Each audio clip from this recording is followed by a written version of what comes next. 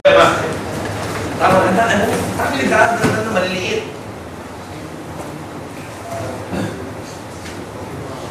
Kung ako taong gubat, sinibat ko na yun. Pero sibilisado ako.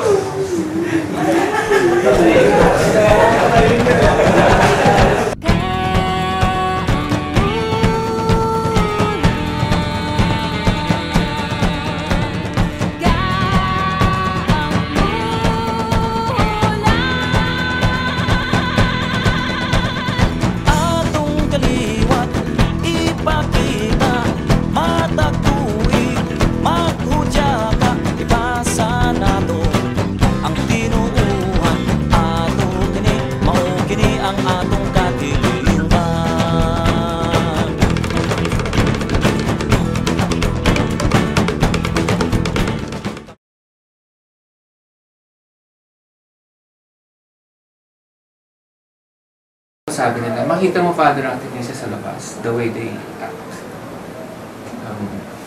Yun siguro sinasabi niyang culture, medyo hindi barumbado, Pino, may sinasabi nilang breeding, etc.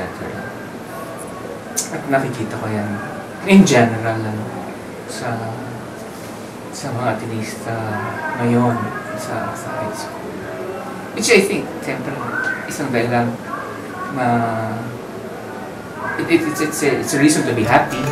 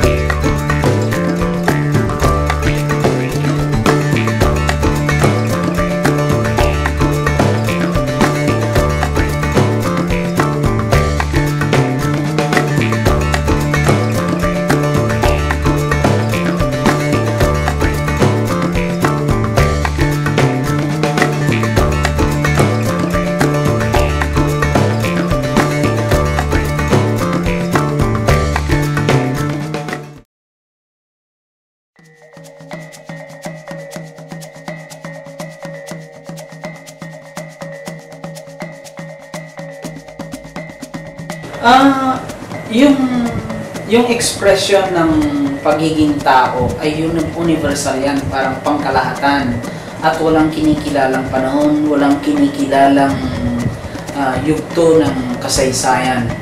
Ito ay at lalabas at lalabas.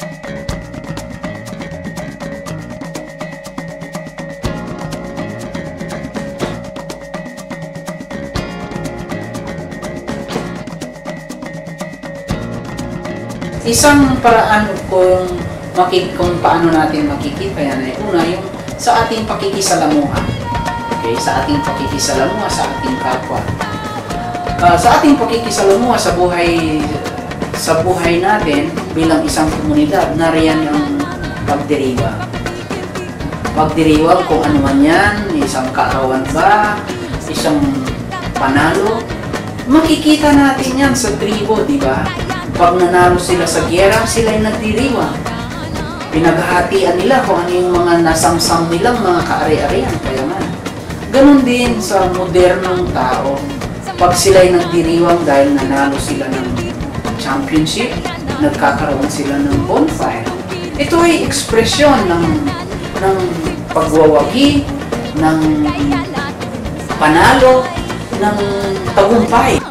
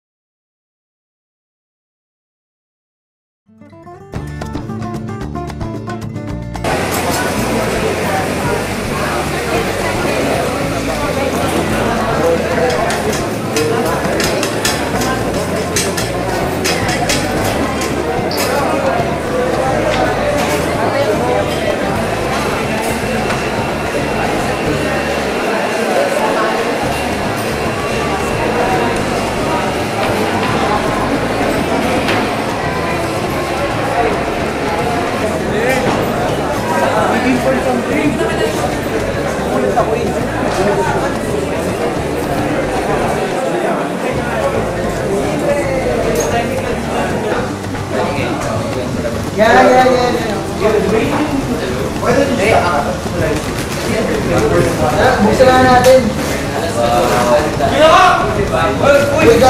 Uy, sa pagkaliwan. Move, children!